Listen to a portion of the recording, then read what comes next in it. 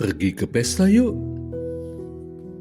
Renungan terinspirasi dari bacaan Injil Matius bab 22 ayat 1 sampai dengan 14. Yesus berbicara lagi dalam perumpamaan kepada mereka. Kerajaan surga seumpama seorang raja yang mengadakan perjamuan kawin untuk anaknya. Ia menyuruh hamba-hambanya memanggil orang-orang yang telah diundang ke perjamuan itu. Tetapi orang-orang itu tidak mau datang. Ia menyuruh lagi hamba-hamba lain, pesannya. Katakanlah kepada orang-orang yang diundang itu, sesungguhnya hidangan telah kusediakan, lembu-lembu jantan dan ternak piaraanku telah disembelih. Semuanya telah tersedia, datanglah ke perjamuan kawin ini. Namun, orang-orang yang diundang itu tidak mengindahkannya. Ada yang pergi ke ladangnya, ada yang pergi mengurus usahanya, dan yang lain menangkap hamba-hamba itu, menyiksanya, dan membunuhnya. Murkalah raja itu.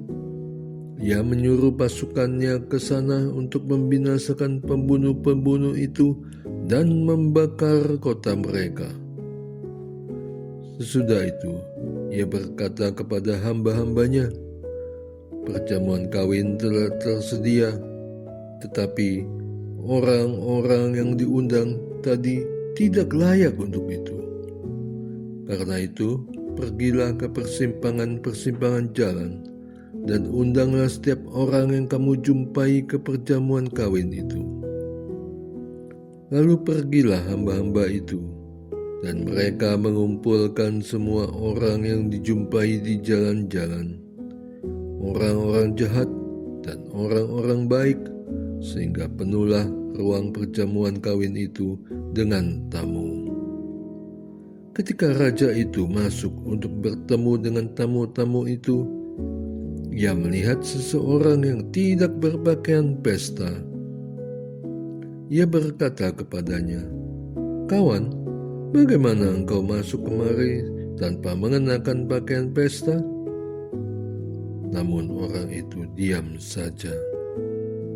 Lalu kata raja itu kepada pelayan-pelayannya, "Ikatlah kaki dan tangannya dan campakkanlah orang itu ke dalam kegelapan di luar. Di sanalah akan terdapat ratapan dan kertak gigi.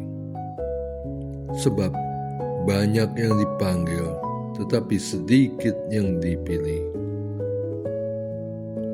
Demikianlah sabda Tuhan.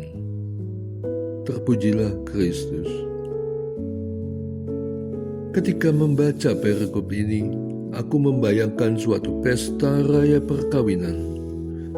Di sana semua orang diundang. Namun yang diundang tidak mau datang dengan berbagai alasan, bahkan dengan sikap bermusuhan. Maka tidak salah jika raja membasmi orang-orang yang menolak datang dan memusuhinya. Kemudian mengundang semua orang lain tanpa memandang status, latar belakang, dan profil terakhir kehidupannya. Asal mereka datang dengan layak memenuhi ruang pesta. Perumpamaan dalam Matius bab 22 ayat 1 sampai dengan 14 ini bukan sekedar kisah pesta. Ini adalah gambaran mendalam tentang kerajaan Allah. Bagaimana respon manusia terhadap undangan keselamatan yang digambarkan seperti undangan pesta, dan pentingnya kesiapan rohani yang digambarkan seperti mengenakan pakaian pesta. Bangsa Israel sebagai yang pertama diundang telah menolak bahkan membunuh utusan Allah. Sedangkan undangan kepada semua orang, termasuk kepadaku, adalah undangan setelah kabar baik Injil diwartakan. Harapannya, setelah Injil diwartakan kepada semua orang, termasuk kepada orang-orang yang masih hidup dalam dosa, maka akan banyak orang yang kembali kepada Allah dan layak untuk masuk ke dalam kerajaan itu. Undangan yang merupakan suatu anugerah Allah bagi semua tanpa terkecuali. Namun, tidak semua orang merespon dengan benar. Ada yang menolak, ada yang asal datang saja, tapi ada juga yang datang dengan penuh rasa syukur dan sukacita. Oleh karena itu, setelah aku tahu bahwa aku termasuk yang diundang ke perjamuan Allah yang Maha Kudus, aku datang dengan kondisi diriku yang lebih baik. Aku membersihkan diri dahulu, jasmani dan rohani. Sekalipun aku orang berdosa, aku harus mengakui dosa-dosaku, menerima pengampunannya, sehingga aku layak untuk masuk ke dalam kerajaan-Nya dan menikmati perjamuan kudus. Ekaristi merupakan gambaran perjamuan kudus dalam kerajaan Allah. Saat menghadiri Ekaristi, layaknya kita tidak hanya sekedar hadir, tetapi benar-benar mengenakan pakaian pesta yang telah Allah sediakan. Apakah kita menghargai undangannya atau malah sibuk dengan urusan dunia?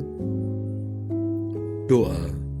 Allah Bapa yang Maha Kasih, terima kasih Engkau telah memasukkan namaku dalam daftar yang dipilih untuk masuk dalam kerajaan-Mu untuk perjamuan kudus. Bantulah aku untuk menjaga kelayakan diriku agar selalu pantas menghadap-Mu. Dengan pengantaran Yesus Kristus, Tuhan dan Penebusku. Amin.